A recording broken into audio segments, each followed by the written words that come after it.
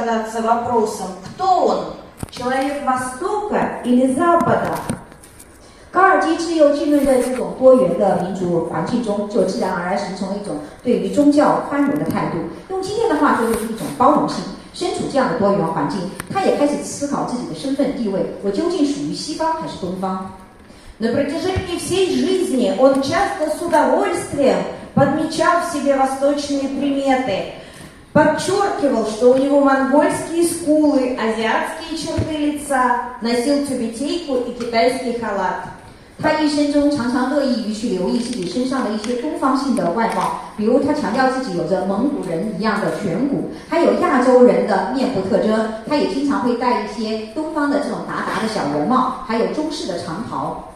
С малых лет Горький впитывал уважение к разным культурам, учился видеть в каждом человеке, независимо от происхождения, живую душу.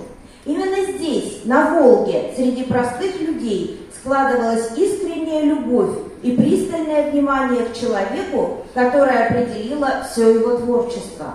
从小，高尔基就耳濡目染，学会了尊重不同的文化，也学会了不看人的出身，而去看每个人身上鲜活的灵魂。正是在伏尔加河畔，在普通的民众之间，他的内心形成了对人真挚的热爱与深切的关注，这一点也奠定了他创作的底色。 Его первый рассказ «Макар Чудра» появился в провинциальной газете «Кавказ» в 1892 году и почти не был замечен критикой. Но уже через 10 лет Горький – писатель с мировой известностью, а его пьеса «На дне» ставится одновременно на московской и европейской сценах. Что же в его творчестве оказалось так востребовано читателям в России, Европе, Азии, Америке? Почему горьковский герой оказался интересен всему миру? 他的第一部短篇小说《马卡尔·楚德拉》于1892年发表在地方报纸《高加索报》上，当时评论界几乎没有什么反响。然而，仅仅10年之后，高尔基已经成长为一名享誉世界的作家。他的话剧在底层，同时在莫斯科与欧洲各大剧院上演。那么，他的作品里到底有什么东西能让俄罗斯、亚洲、欧洲、美洲的读者都这么追捧？他笔下的人物能够引起全世界人什么样的共鸣呢？ В русской литературе XIX века крестьянин, рабочий, бедняк были персонажами, объектами изображения. Горький совершил переворот. Он дал голос тем, у кого его никогда не было. Его герои сами вершат свою судьбу. Они не отверженные, они сами отвергают несправедливое общество. 在19世纪的俄罗斯文学中，农民、工人、穷人都只是作为角色和被描写的对象而存在。高尔基做了一个颠覆性的改变，他让那些从未拥有话语权的人发出了声音。他笔下的主人公自己主宰命运，他们并不是被社会抛弃的人，而是他们主动弃绝了这个不公平的社会。Челкаш, вор и бродяга, показан как человек с обостренным чувством свободы и достоинства. Старый цыган произносит глубокие монологи о смысле жизни, о любви и смерти. Горький не идеализирует их. Он показывает их сложность, их внутренний мир, утверждая, человек есть человек, даже если он оказался на дне общества. Это был вызов не только литературной традиции, но и общественной морали, которая делила людей на достойных и недостойных. 齐尔卡什是一个小偷和流浪汉，但在高尔基的笔下是一个对自由和尊严非常敏感的人。老吉普赛人马卡尔·楚德拉则能说出关于人生意义、爱与死这样非常深刻的独白。高尔基并没有把他们拔高美化，而是展现了人物的复杂性和内心世界。他想说的是，一个人无论他是什么样的人，无论生活在什么样的阶层，哪怕是最底层，他始终是个人。这不光是对文学传统的挑战，更是挑战那种把人分成3、6、9等的社会的成见。В 1903 году Горький пишет поэму в прозе «Человек», настоящий манифест гуманизма. Горьковский человек напоминает Данка из «Старухи Изергиль», который вырывает свое сердце из груди, чтобы осветить путь другим, жертвует собой.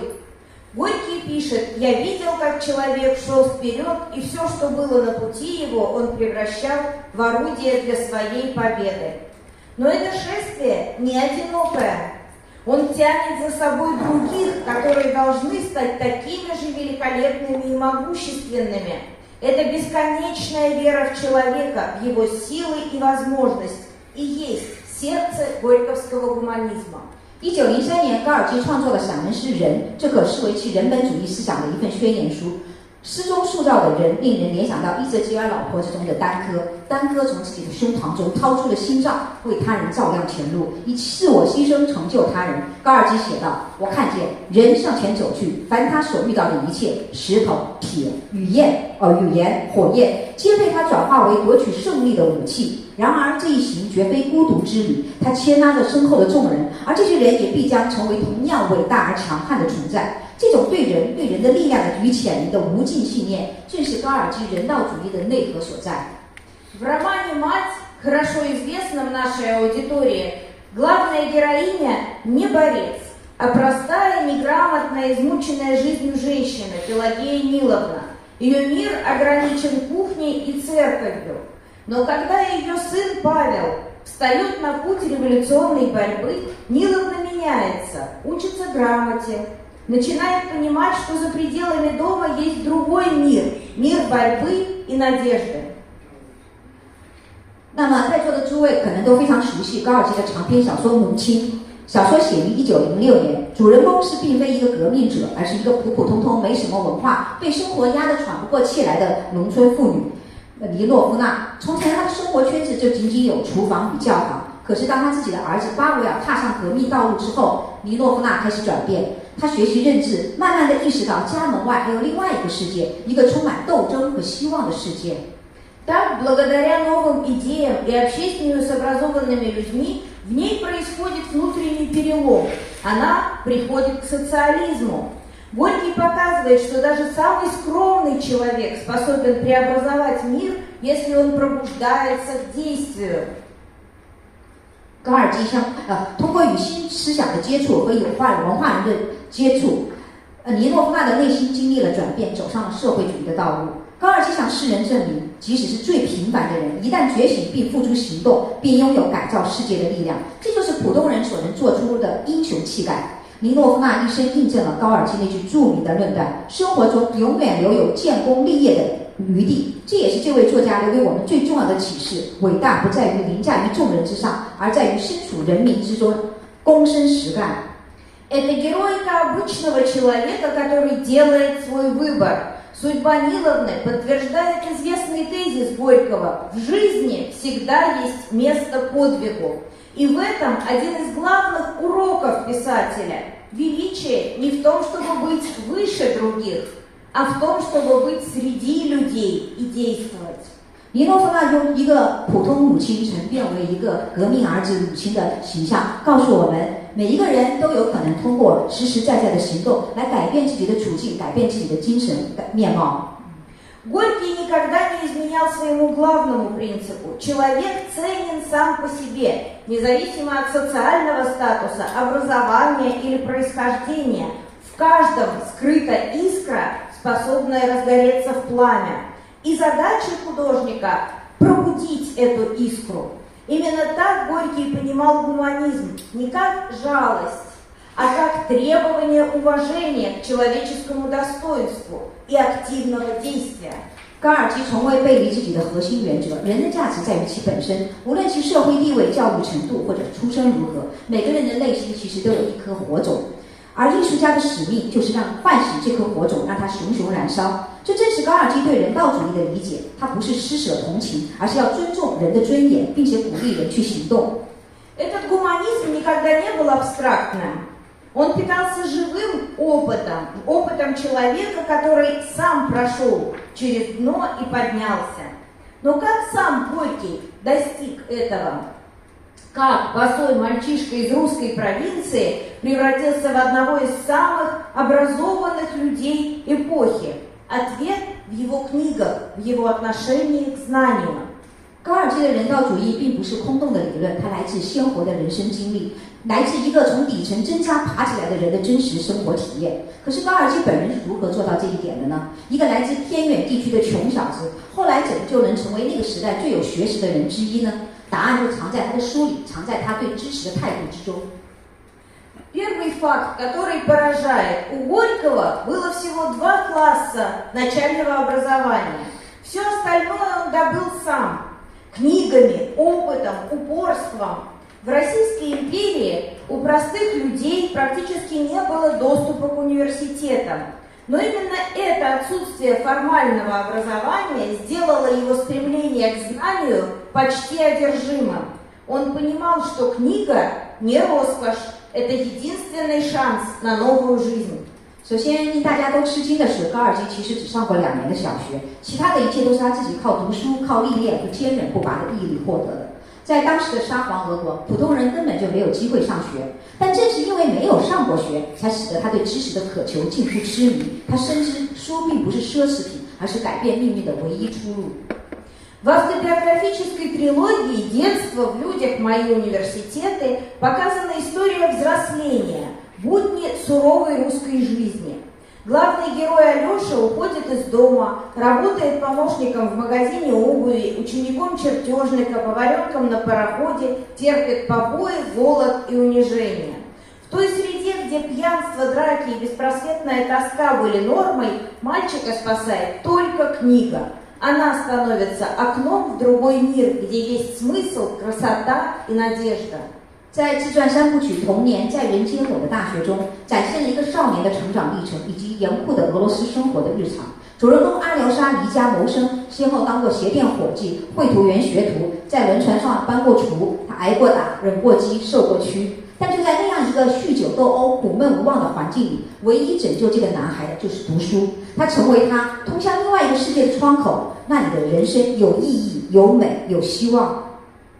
Университетами Горького стали ночлежки Казани, работа в порту, случайные встречи с людьми, которые открывали ему мир. Он говорил: «Хождение мое по Руси было вызвано не стремлением к бродяжничеству, а желанием видеть, где я живу, что за народ вокруг меня». 高尔基的大学是喀山的贫民窟、码头上的苦力活，以及一次次的偶然相逢，每一次的遇见都为他打开新世界的大门。他说过：“我在俄罗斯的各地游荡，并不是因为我喜欢流浪，而是我想亲眼去看一看，我生活在什么地方，我周围的人是什么样的。” Он учился не по учебникам, он учился у самой жизни. И это сделало его знание не абстрактным, а живым, глубоким, настоящим. Именно поэтому его книги так наполнены точными деталями быта, голосами разных сословий. Он все это видел своими глазами. Мы можем уверенно сказать, что автобиография Горького – это настоящий учебник жизни для тех, у кого не было богатых родителей или стартового капитала. 高尔基不是从课本里学习，他是向生活本身来学习。正因为如此，他的知识不是纸上谈兵，而是鲜活的、深刻的、真实的。也正因为如此，他的作品要充满了精确的生活细节和各个阶层的声音，因为一切都是他亲眼所见。我们可以确切地说，高尔基的自传体3部曲，对于那些没有富有的爸妈或者原始的资本的人来说，这是一部真正的人生教科书。Современники писали, что Горький мог поддержать серьезный профессиональный разговор на любую тему, от происхождения мира до теории музыки, от китайской литературы до методов обработки металлов. Постоянное самообразование и крепкая память сделали его одним из самых знающих людей эпохи. 高尔基的同时代人写道，高尔基能够就任何话题展开严肃而专业的讨论，从宇宙的起源到音乐理论，从中国文学到金属加工工艺，坚持不懈的自学和过人的记忆力，使他成为那个时代最有学识的人之一。Отношение Горького к книге было благоговейным. Он писал: «Всем хорошим во мне я обязан книгам. Я люблю книги. Каждая из них кажется мне чудом, а писатель – магом. Книга проводит меня сквозь жизнь и всегда учит чему-нибудь новому, чего я не знал и не замечал в человеке». 高尔基对待书籍怀着近乎朝圣的心情，尽管他自己本人是一个无神论者。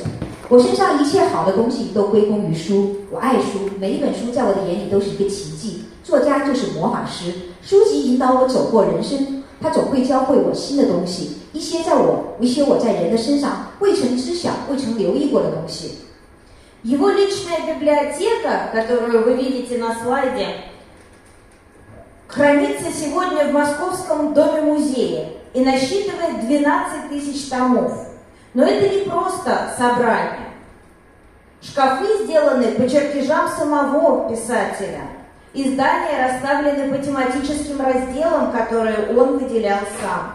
И почти в каждой книге есть его карандашные пометки, подчеркивание синим и красным карандашом, значки на полях, заметки, вопросы. Он не просто читал, он вел диалог с автором, спорил, соглашался, дополнял.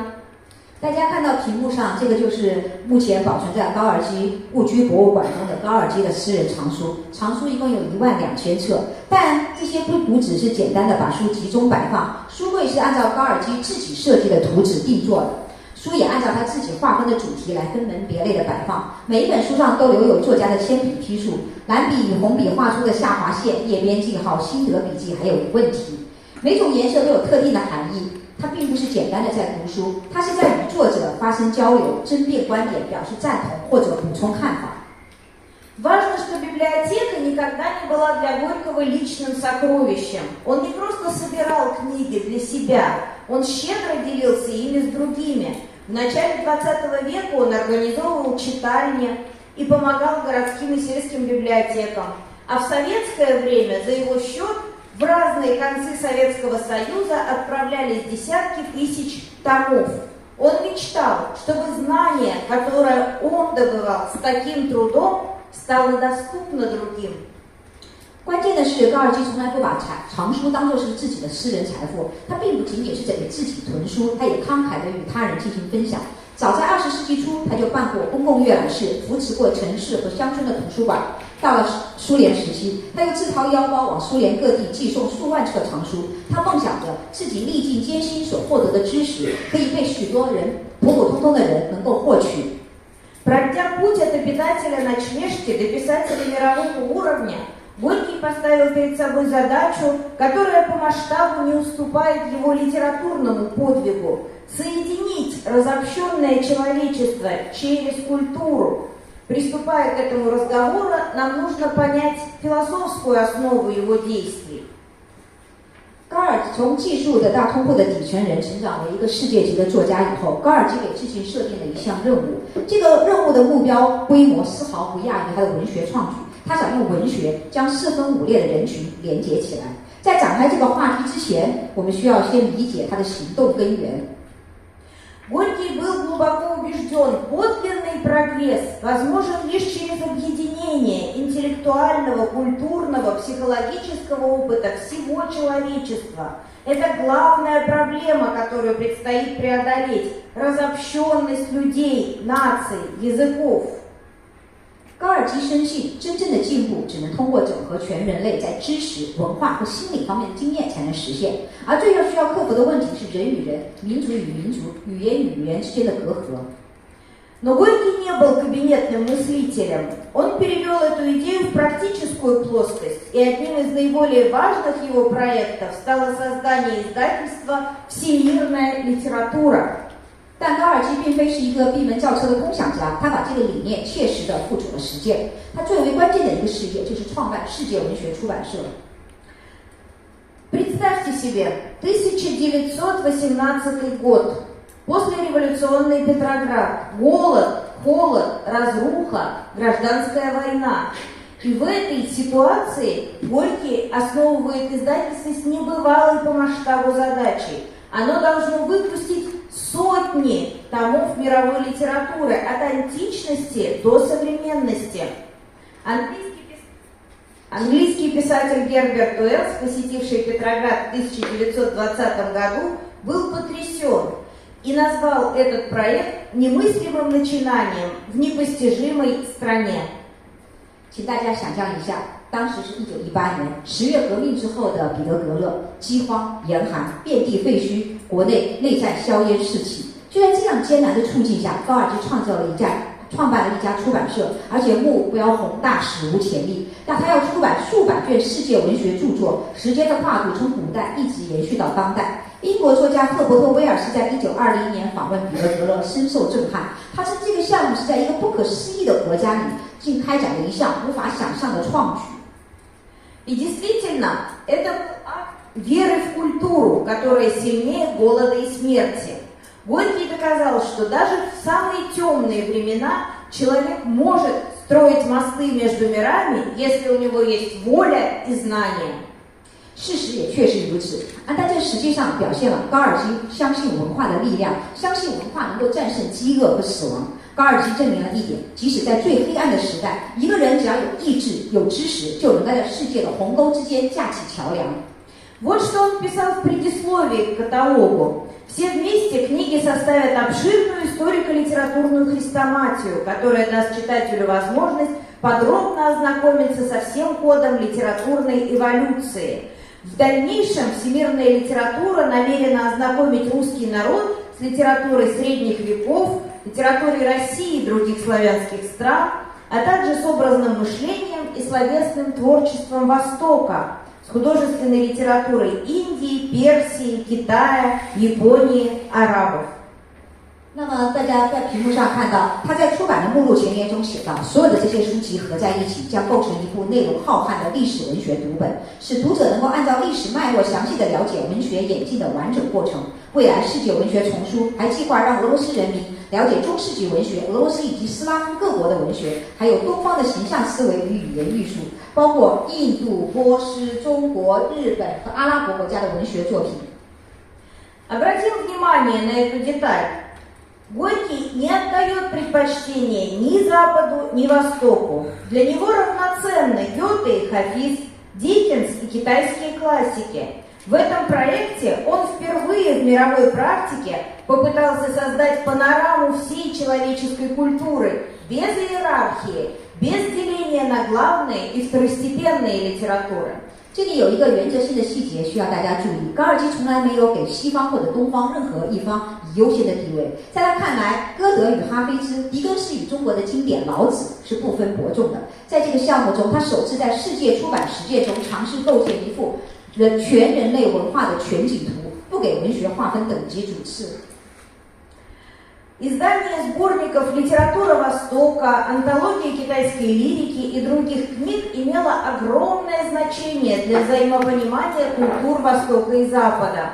Благодаря издательской деятельности Горького русский читатель впервые познакомился с древнейшим романом Гандина «Приключения 10 принцев», эссе Моногатари, стихами Либо, библейской лирикой, Авестой, повестью Мураками Сикибо о принце Гэдзи, повести Ляо Джая «Лисьи чары» и «Монахи-волшебники», произведения, которые вошли в золотой фонд мировой литературы.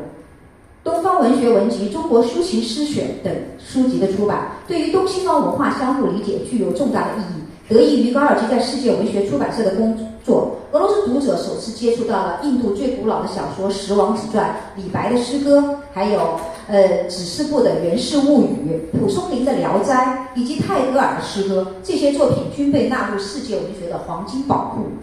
Но всемирная литература – это только один из примеров. Горький обладал феноменальным умением создавать социальные связи. Он выстраивал живую сеть контактов с интеллектуалами всего мира, от Америки до Японии. Особое место в этой сети занимал Китай. 但世界文学出版社只是一个例子，高尔基还有一种非凡的才能，他善于建立社会联系，他与世界各地的知识分子都搭建了一张活跃的联系网，从美国到日本范围非常广泛。在这张网络中，中国占据着特殊的位置。Литературой, философией, историей Востока Горький интересовался всегда. В его библиотеке хранятся сотни книг о Китае, Японии, Индии, книги по буддизму, даосизму, исламу, иудаизму. Он изучал конфуцианскую философию, был убежден, что Восток – это духовная сокровищница мира. 高尔基始终对东方的文学、哲学和历史怀有浓厚的兴趣。他的藏书中收藏了数百种关于中国、日本、印度的书籍，还有佛教、道教、伊斯兰教和犹太教的著作。他还研究过儒家哲学，认为东方是世界的精神宝库。Однако он всегда следил и за актуальными политическими событиями и живо откликался на них.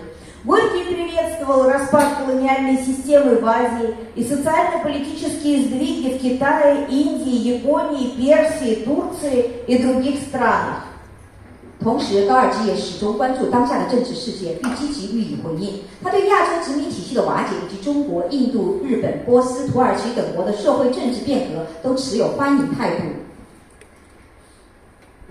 Так, в 1898 году он с напряжением наблюдал за трагической историей боксерского восстания, основной причиной которого стало многолетнее угнетение Китая западными державами и присоединившейся к ним Японией.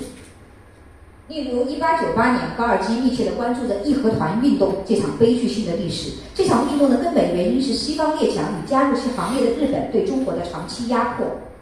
В 1900 году Горький планировал поехать в Китай в качестве репортера, освещать военные действия, и даже приглашал присоединиться Антона Павловича Чехова. Он писал: «Мне ужасно хочется попасть туда, и я думаю предложить себя кому-нибудь в корреспонденты. Едемте, дорогой Антон Павлович, там интересно, здесь серо». 1900年，高尔基计划以记者的身份前往中国报道战事，他甚至还邀请契诃夫一同前往。他说：“我非常想去那里，我在想，要不向某家报社自荐当个通讯员吧？走吧，亲爱的契诃夫，那里有意识，而这里太灰暗了。” Планы эти не осуществились, и Горький глубоко сожалел об этом в письме одному из корреспондентов. «Что я в Китай не поехал? Вы думаете, это хорошо? Это дико и скверно. Вы думаете, Китай пустяки? Хе-хе, поживите-ка еще лет 100, так увидите, какая штука Китай!» И сокрушался: «Эх, зачем я не китаец?» 这个计划没有能够实现，高尔基在一封给某位通信者的信中对此深表遗憾。我没去成中国，您觉得这是好事吗？这太荒唐，太糟糕了。你以为中国无足轻重？嘿嘿，你再活上100年，到时候就能看到中国有多厉害了。他还感叹道：“哎，我为什么不是中国人呢？” В этой фразе за ироническим тоном скрывается понимание огромного потенциала Китая, который позволит стране занять лидерские позиции в мире. 这句话听起来像是开玩笑，但背后却隐藏着他对中国巨大潜力的清醒认知。这种潜力将使中国在未来占据世界的领先地位。Синьхайскую революцию в Китае 1911-12 годов, которая застала Горького в Италии, писатель воспринял с большой надеждой и радостью, поскольку увидел в ней отклик событий Первой русской революции 1905 года, в которых он принимал непосредственное участие. Он верил, что победа социализма поможет стереть не только государственные, национальные и расовые границы. 1911年，中国爆发了辛亥革命。当时高尔基正在意大利，他以极大的希望和喜悦迎接了这场革命，因为他觉得这跟他亲身参加过的1905年俄国革命是一脉相承的。他相信社会主义的胜利不仅能打破国家和民族的壁垒，也将消除种族之间的界限。Горький писал Суньяцену: «Мой дорогой товарищ Суньяцен, я русский, борюсь за торжество тех же идей, что и вы. Где бы эти идеи не победили, я, как и вы, счастлив их победой. Поздравляю вас с прекрасным успехом вашей работы, за которой все честные люди мира следят со вниманием, радостью и удивлением пред вами, Геркулес Китая». 高尔基写信给孙中山：“亲爱的孙中山先生，我一个俄国人，为着与您相同的理想而奋斗，无论这些理想在何处取得胜利，我都和您一样，发自内心的为他欢欣鼓舞。祝贺您的工作取得了辉煌成就，全世界所有正直的人们都在关注着您的工作，并怀着喜悦和惊叹注视着您这位中国的赫尔库勒斯。” Обратим внимание на это обращение. Геркулес Китая. Горький видел в Суньяцене не просто политического деятеля, а титана, который поднимает на плечах судьбу целой цивилизации. Это был символический жест, рукопожатие двух революционеров, русского и китайского, которые верили в одно – будущее принадлежит освобожденному человеку. 请注意这个称呼，中国的赫尔库勒斯就大力士。在高尔基的眼中，孙中山不仅仅是一个政治活动家，更是一个用肩膀托起整个文明巨人的巨人。这是一个具有象征意义的姿态，一个俄国的革命者与这位中国革命者之间的握手，他们有着共同的相信，未来属于被解放的人。В 30-х годах Горький установил контакт с Лигой левых писателей Китая, широкой национальной организацией, придерживающейся левых убеждений, верящих в китайскую революцию.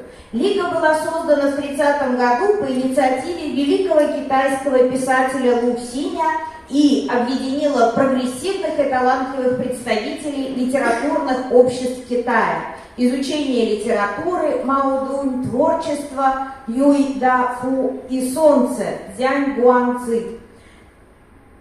20世纪30年代，高尔基与中国的左翼作家联盟取得了联系。左联是一个广泛的全国性组织，秉持左联相信中国革命。该联盟是1930年3月2日在中国作家鲁迅的倡议下成立的，汇聚了中国当时进步文学团体的优秀代表，比如茅盾所属的文学研究会、郁达夫的创造社、蒋光直主导的太阳社等。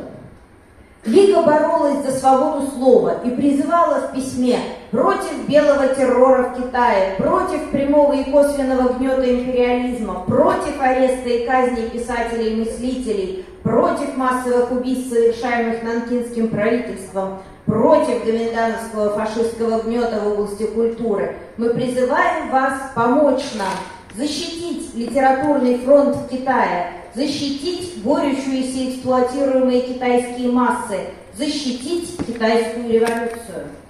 左联为了言论自由而斗争，并在信中呼吁反对中国的白色恐怖，反对帝国主义直接和间接的压迫，反对逮捕和处决作家与思想家。我们呼吁您帮助我们保卫中国的无产阶级文学战线，保卫正在斗争中的被剥削的中国大众，保卫中国革命。Представители Лиги левых писателей Китая просили довести этот документ до сведения литераторов Советской России. И Горький, человек, который сам пострадал за свои убеждения, откликнулся. 中国左翼作家联盟的代表们请求将这份呼吁书转达给苏维埃俄国的文学家们。高尔基作为一个曾经因为自己信念而受过苦难的人，对此做出了回应。В 1932 году китайский революционный писатель Эми Сяо отправил Горькому свои стихи с просьбой дать критику и предисловие к своей книге. Горький, всегда внимательный к молодым талантам, сделал на письме помету «Надо пригласить его», и эту помету вы видите на слайде. 1932年6月19日，中国左翼作家萧山寄给高尔基自己的诗作，并请求他为自己的诗集撰写评论和序言。一向对青年人爱惜有加的高尔基在信上批注，应当邀请他前来。大家看到右上方这个红色的字就是高尔基的批注。В 1934 году публицист Цзоу Таофэй сообщил Горькому, что написал его биографию на китайском языке. Он писал: «Счастлив сообщить вам о том, что я написал на китайском языке вашу биографию, которая чрезвычайно популярна в Китае. Молодое революционное поколение очень интересуется вашей жизнью и творчеством». 1934年7月26日，政论家周韬奋给高尔基写信，说他已经用中文写了一部高尔基的传记。他在信里写道：“我很高兴地告诉您，我用中文写了一个您的传记。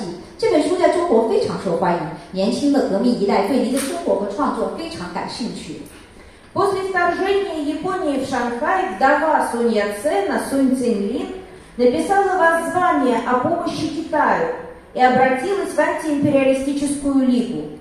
Она писала: «Я обращаюсь к помощи антиимпериалистической международной лиге против японского вторжения в Шанхай, осуществленного при деятельном участии других иностранных империалистов, которые угрожают Китаю, желая расчленить и подчинить его». Члены антиимпериалистической лиги переслали это воззвание Горькому и просили присоединиться к протесту. 日本入侵上海以后，孙中山的遗孀宋庆龄撰写了一份关于援助中国的呼吁书，并向反帝联盟发出呼吁。他说：“我向反帝联盟请求，反对日本在其他外国帝国主义者积极参与下入侵上海，这些帝国主义者威胁着中国，企图瓜分和控制中国。反帝联盟的成员将此呼吁书转给了高尔基，并邀请他一起加入抗议。И вот последний, самый трогательный штрих. 12 июня 1936 года, за несколько дней до смерти Горького, Союз китайских литераторов направил ему письмо. Они писали: «Вы являетесь самым великим литературным вождем нашей эпохи. С вашим благополучием связан прогресс мировой литературы».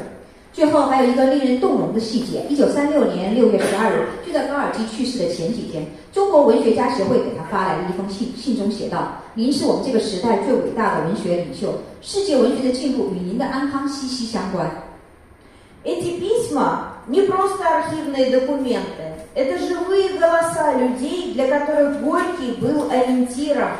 Он видел в китайских корреспондентов не абстрактных восточных собеседников, а конкретных людей, творцов и творцов, с которыми он был связан общим делом.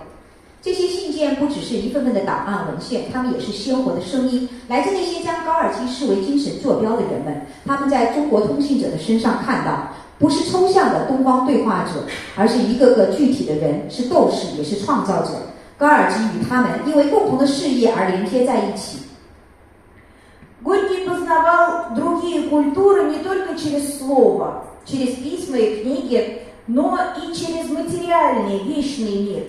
Он был одним из первых в России коллекционеров японских нетски и акимоно. Его собрание мелкой пластики до сих пор хранится в мемориальном музее в Москве.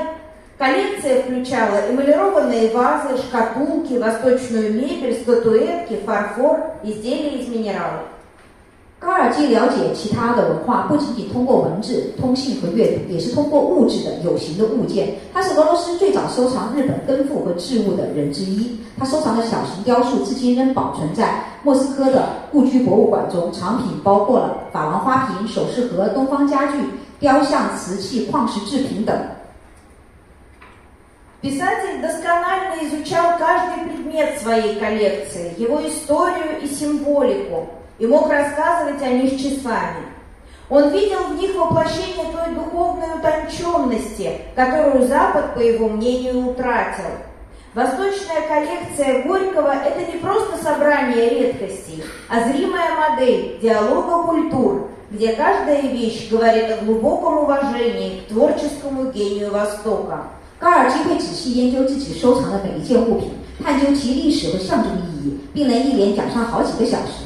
在他看来，这些物品都代表了一种精神上的雅致，一种他认为西方早已失去的东西。高尔基的东方收藏不仅仅是珍稀之物的汇集，更是一种看得见的文化对话，其中每一件物品都诉说着对东方创造力的深深敬意。Понимая важность широких международных культурных связей, Горький создавал печатные органы, которые соединяли народы в реальном времени.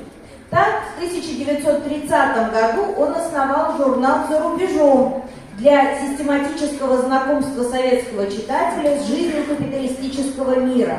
Журнал освещал события в Европе, Америке, Азии, публиковал переводы произведений Ромена Ролана, Генрика Манна, Хемингуэя. Это был двусторонний канал, не только приносить вести в СССР, но и показывать миру достижения советской культуры. 高尔基深知广泛的国际文化联系非常重要，因此他创办了一些刊物，能够实时的连接各国人民。比如1930年，他创办了《国外》这本杂志，旨在系统的让苏联读者了解资本主义世界的生活。该杂志报道欧洲、美洲和亚洲的时事，还刊登了像罗曼·罗兰、亨利·希曼和海明威这些作家的译作。这是一个双向的通道，不仅把外面的消息带进苏联，也向世界展示苏联文化。Тогда же он инициировал выпуск журнала «СССР на стройке», уникального издания, предназначенного прежде всего для зарубежной аудитории. Оно выходило на русском, английском, немецком, французском, испанском языках. В оформлении участвовали передовые художники, и каждый номер, посвященный отдельной теме, от индустриальных гигантов до национальных республик, превращался в произведение искусства. 同年，他还倡议出版了《建设中的苏联》这本杂志，就是第2张图。这是一份面向国外读者的独特刊物。该刊以俄语、英语、德语、法语和西班牙语出版。在设计上，他们邀请了当时前卫的构成主义者艺术参与。每一期都围绕一个主题，从工业大项目到民族自治共和国展开。每一期都像是一个艺术品。Среди подписчиков журнала были известные интеллектуалы Европы, Азии и Америки. Задачей журнала Горький видел наглядно и точно представить громадность размаха строительной работы, совершаемой пролетариатом в стране Советов, посредством цифр и фотографий, как наиболее достоверного языка. 该杂志的订户包括欧洲、亚洲和美洲的知名知识分子。高尔基认为，这份杂志的任务是通过数字和照片作为最可信的语言，直观而准确地展现苏埃国家无产阶级所进行的建设工作的巨大规模。Самым амбициозным стал проект «День мира». Книга-панорама одного дня жизни нашей планеты, 27 сентября 1935 года. Сводки погоды, газетные вырезки, свидетельства очевидцев, фотографии, репортажи из разных стран. Для сбора материалов Горький привлек десятки корреспондентов от Парижа до Шанхая, от Нью-Йорка до Токио. 最具雄心的当属世界一日这个项目，这是一部全景式的书，记录了全球在1935年9月27日这一天的生活，内容包括当天世界各地的天气预报、报纸简报、目击者证言、照片、来自不同国家的报道等等。为了收集素材，高尔基动员了数十位记者，从巴黎到上海，从纽约到东京。Информационную часть книги собрали по оперативной мировой всесоюзной периодике. За идеологической рамкой стоял более глубокий замысел показать планету как единое целое, где события в одной точке отзываются во всех остальных. Книга вышла после смерти Горького в 1937 году как его завещание о необходимости единения жителей планеты. 这本书的信息部分是根据当时的世界报刊以及苏联全国的期刊汇编而成。在意识形态的框架背后，它隐藏着一个更深层次的构想，把地球作为一个整体来在同一天呈现。在这个整体中，任何一处发生的事情都会在其他的所有地方引起回响。这本书在高尔基逝世后的1937年出版，更像是他的遗愿和嘱托：地球的居民必须团结一致。Все перечисленное, издательство «Всемирная литература», горьковские журналы, его личная переписка с деятелями культуры Запада и Востока – звенья одной цепи. Горький не просто мечтал о всеобщей гармонии и единстве человечества, он деятельно строил его книгами, письмами, журналами, предметами. Он создавал инфраструктуру культуры, которая работала бы независимо от политических бурь. 以上所有的这些世界文学出版社创办的杂志、东西方文化人士的私人通信，都只是一条链条上的各个环节。高尔基不仅仅是梦想着全人类的和谐与团结，他以实际行动，通过书籍、信函、杂志、器物等去构筑它。他创建了一种文化基础设施，使它能够超脱于政治风暴而独立运转。Но путь Горького не был прямым. Может показаться, что он был человеком, у которого все получалось, который шел от победы к победе. Но это глубокое заблуждение. Много раз его проекты, в которые было вложено неимоверное количество энергии, времени, финансовых ресурсов, терпели крах. И в этом, pожалуй, очередной, важный горьковский урок для нас сегодняшних. 高尔基的道路并非一帆风顺，也许大家看上去高尔基是一个事事顺遂，从胜利不断走向胜利的人，但这是一个严重的误解。他有过很多项目，投入了巨大的精力、时间和财力，最终却以失败告终。然而，这也许就是他留给今天的我们的又一个重要启示。В начале 20-х годов, когда Горький жил в Берлине, вдали от России, он задумал журнал «Беседа», политически нейтральную литературно-публицистическую площадку, где могли бы сотрудничать писатели разных взглядов, и те, кто остался в Советской России, и те, кто оказался в эмиграции.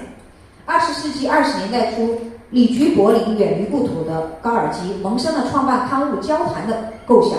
这是一个政治中立的文学和政论平台，能够让不同观点的作家都在上面共同合作，无论是留在苏联的还是流亡海外的。На страницах беседы печатались европейские, советские, эмигрантские авторы. Обратим внимание, это был беспрецедентный эксперимент. В разгар идеологического раскола Горький попытался соединить враждующие стороны, создать уникальную площадку, где впервые зазвучал голос взаимного интереса и профессионального уважения. 交谈杂志同时刊登欧洲、苏联和侨民作家的文章，这是一个前所未有的尝试。在意识形态分裂最激烈的时候，高尔基试图将对立的双方连接在一起，创建一个让大家能够倾听彼此、尊重各自专业的独特平台。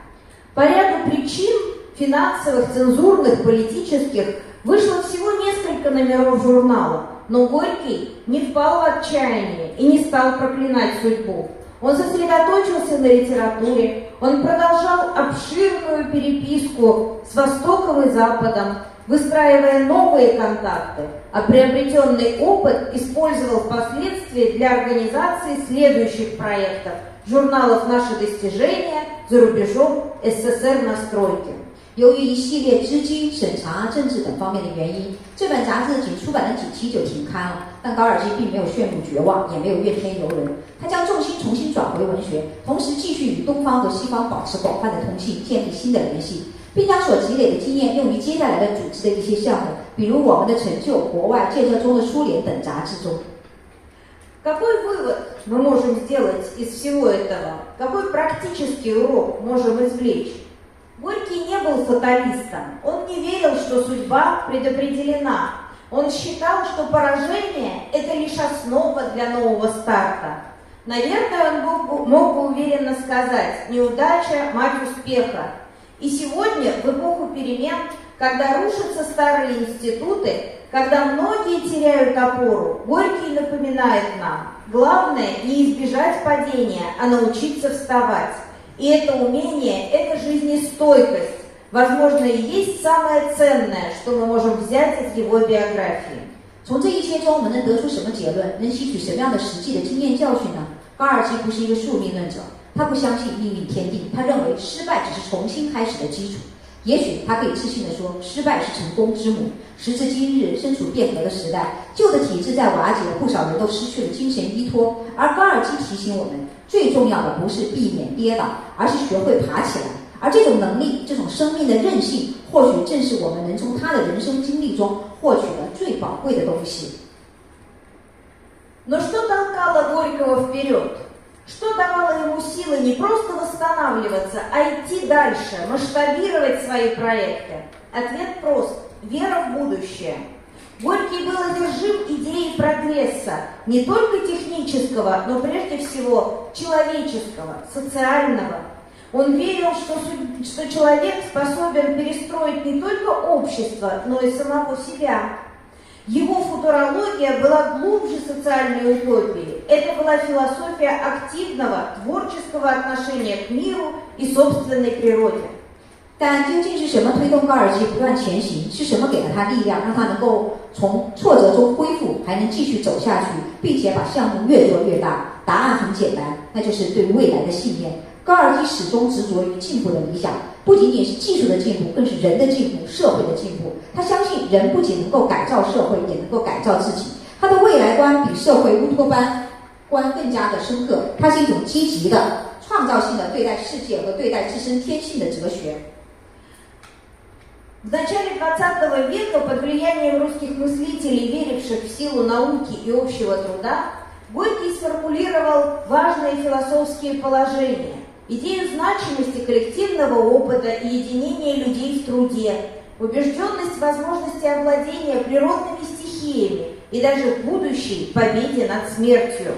Достичь этого можно лишь благодаря науке, которая в представлении Горького становится искусством, творчеством в высоком смысле, поскольку способна в корне изменить жизнь человека.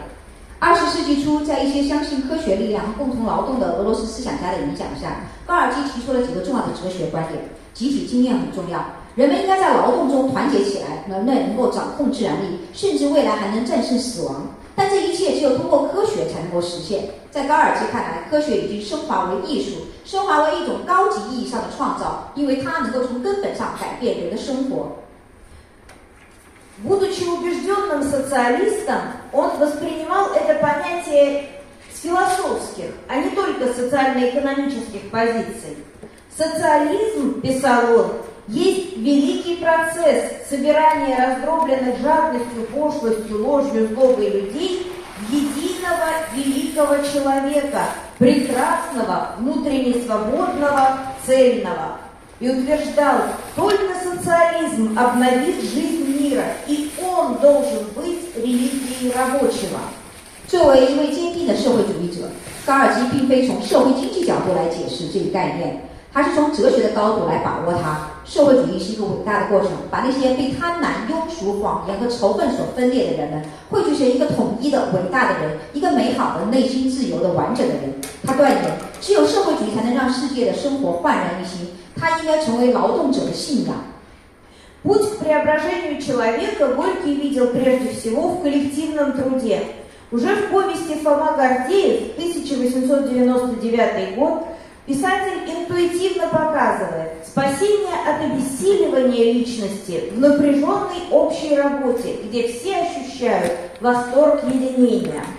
高尔基认为，实现人的改造首要的途径是集体劳动。早在1899年出版的《福马格尔杰耶夫》作品中，作家就凭借直觉表达过，一个人想要摆脱萎靡不振的途径，得靠紧张的共同劳动，每个人都能从中感受到团结的喜悦。В повести «Исповедь» 1908 год коллективная энергия людей совершает чудо исцеления, а в сказках об Италии вдохновенный труд сотен людей в буквальном смысле сдвигает горы, преобразует природу для улучшения жизни. 在忏悔艺术中，集体的力量甚至创造了治病救人的奇迹。而在意大利童话艺术中，几百个人激情昂扬的劳动，真正的实现了愚公移山，改造自然，让生活更美好。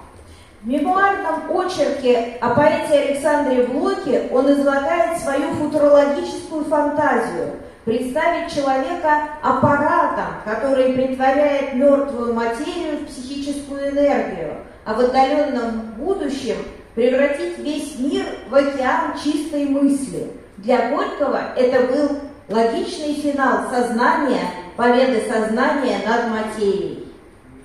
在回忆伯洛克的那篇文章中，他阐述了自己关于未来的幻想，把人想象成一台可以将无生命的物质转化为心灵能量的机器，而在更遥远的未来，则能将整个世界化为纯粹的意识。对高尔基而言，这是意识战胜物质的必然结局。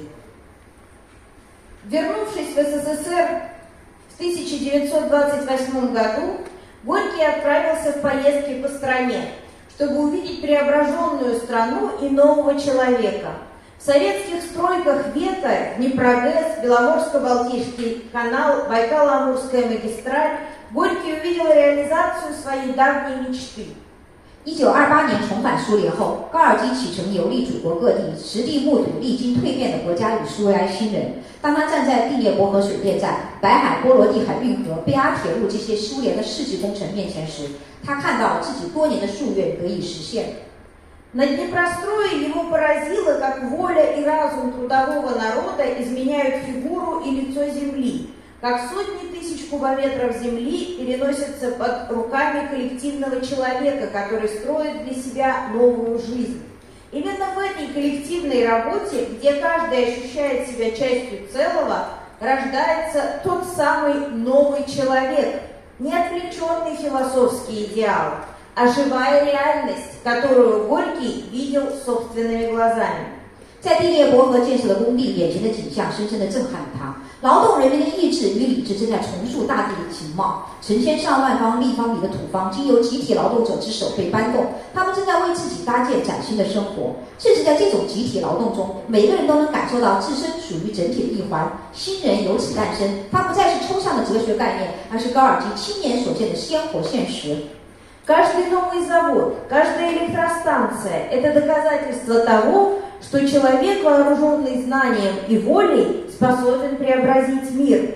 Он называл Беломор-канал прекрасным делом не только потому, что водный путь имел экономическое значение, но и прежде всего потому, что, переработав себя в труде на этом канале, тысячи людей стали квалифицированными работниками.